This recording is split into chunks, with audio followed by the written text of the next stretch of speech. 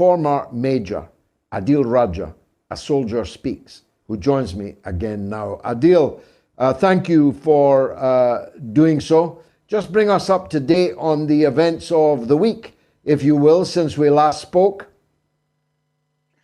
Well, thank you, George, again for the invitation. It's always a pleasure to be on your show. Pakistan is such an interesting place that in 1 week you can expect the entire things to turn around 180 degrees. Well, that 180 degrees is yet to come, but so much is dependent upon external factors in Pakistan, not really the internal factors. Reason being that the Pakistani economy is dependent upon the external aid. Pakistani, until the time you don't get why. Last week you asked me that why doesn't the military junta goes in and just impose martial law? Instead, it's a partial law right now, as Mr. Javed Jabbar calls it. Half of it, I mean, there are civil liberties in place, but till the time it does not hurt the military establishment's mood and their whims and their wishes. What's happening right now is that,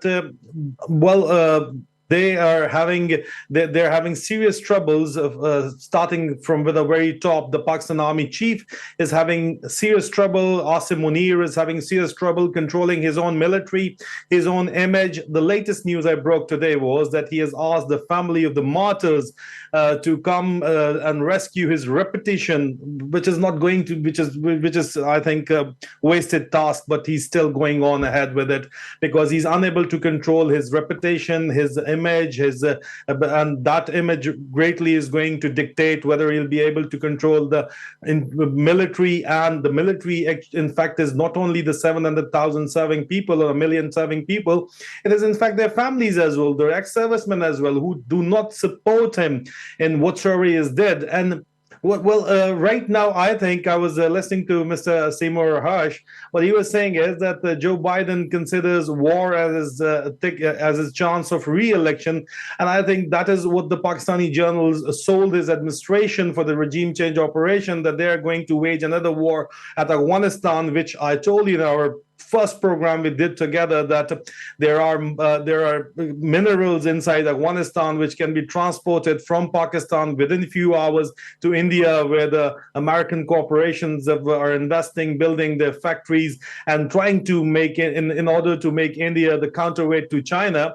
And as an alternative to China, the Indians are their strategic partnership in this war against China, the next big war which they are working for. So the Pakistani journal sold them that war. Maybe that's why they came ahead and supported the regime change operation. But they carried out gross miscalculation, not only the Pakistani generals, but I think the U.S. backers, their U.S. backers and the U.S. deep state as well, grossly miscalculated not only the popularity of Imran Khan, but more so the reaction by the Pakistani public. They did not expect this kind of a strong reaction, which is going on for 13 months now, and it's not stopping. Now, they've been able to control the domestic Pakistani media and even the social media by, putting people in jail, putting people or blackmailing people, abducting activists and journalists. Mothers, like my mother was abducted. We talked about it last week. They have abducted the biggest journalist, Imran Riaz Khan. He's nowhere to be seen, and he's in ISI custody. That's for sure. I've confirmed it through my various sources, and they are so shameful right now that they come out openly in the social media. The trolls who are in fact the serving officer then say, "Yeah, we've got him. So what can you do about it?" So they've silenced the dissent, but they were always worried about the reaction by the overseas Pakistanis, and overseas Pakistanis are now at the forefront of the resistance, and they are carrying out these mass protests, not mass maybe, but they're carrying out protests in the global capitals in Washington, New York, and London today, even in front of the Westminster. There was a huge protest. I covered that on my social media channels, although you know that the Facebook and YouTube took a business decision to ban my channels, but I am fighting them legally. But overseas Pakistanis are fighting back, and they're fighting back hard. And now so much is depending what's happening domestically in Pakistan on the overseas and on the external factors, because everybody is asking for political stability, and that is the thing which will lead to economic stability. IMF is not giving them the funds. If the Americans were supporting them, they can see now the disadvantage of supporting the military junta and the Pakistani generals. They have not fulfilled upon their promises. They must have promised them that they would be able to control the situation domestically. They'll bring political stability, and that will definitely lead to the economic stability. And for that, they need outside money. They've just presented a 50 billion rupees budget a couple of days ago, and they simply want that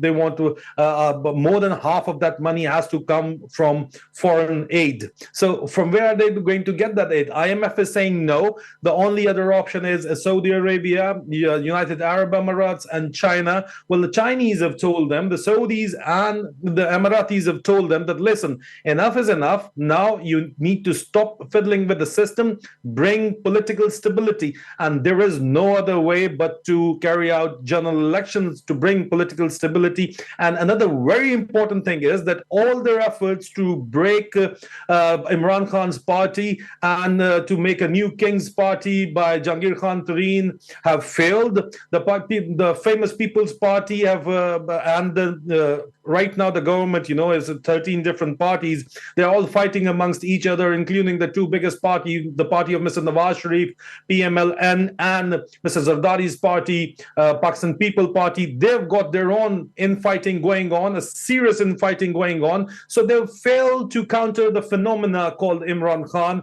And even right now, even those who oppose Imran Khan and who are in the government circles right now, in the establishment right now, they say that if an election is held, and that has to be held to bring political stability, and without political stability, no foreign aid is coming in, Imran Khan will again get 2/3 majority. Now that is big news right now, and I think that's about to bring a tectonic shift in the policy in Washington DC as well.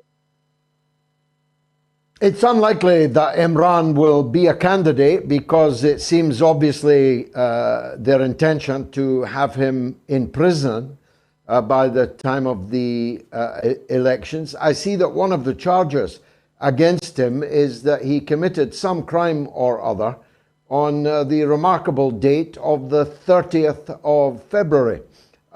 There has never, in the whole history of calendars, ever been a 30th of February. But Imran Khan's accused of committing a crime on that date. But laughable though that is, they clearly intend to have him behind bars. Is that the limit of their ambition, or are you still worried, as I am, that he might meet some accident in the corridors of the jail, the corridors of the court, the corridors of power?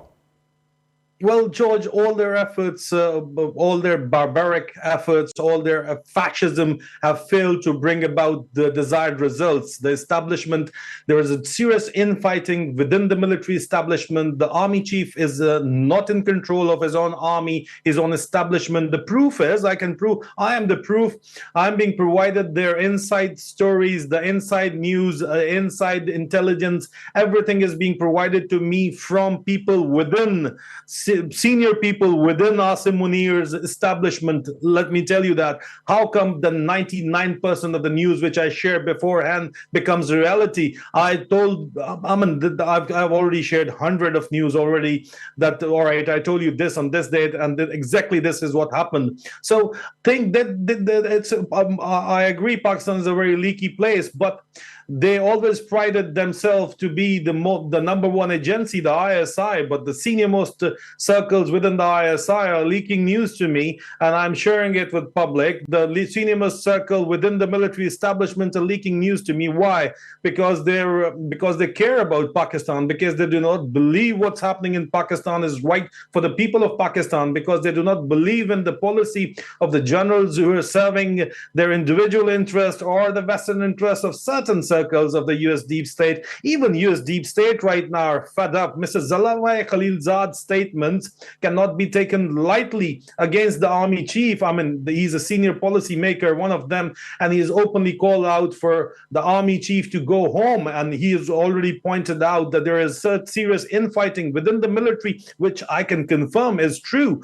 They are still trying to, show everything as okay, but it's not okay. Coming to your question, that whether they'll be able to, now there are intense negotiations going on. I can just confirm you it's a process of give and take. Imran Khan is back in a very powerful position. I can just confirm this much to you at this point in time. And he's not going to take anyone's dictation. Rather, he's going to dictate terms. But it'll be, a method. It'll be something on the principle of give and take. At the end of the day, that is what politics is all about. But we're just hoping that the Pakistani national interest is not compromised. And I don't believe Imran Khan is going to make a compromise on that. There is one circle which now believes that Americans have now realized that what a grave mistake they have made by supporting the military junta and believing in their words that they'll be able to control it. Now, I've always told you, George, that it's unprecedented what's happening in Pakistan. In 75 years of Pakistan's existence, never ever the people of Pakistan have resisted like this to the military establishment the way they're resisting now. So it is unprecedented, and unprecedented times call for unprecedented measures. So I can just confirm you that there are intense negotiations going on, and within maybe in our next Sunday show or the next, we'd be able to see things turning around 180 maybe, or it might will seem like that. But let me tell you that no matter what they've done, Imran Khan is still standing strong. Yeah.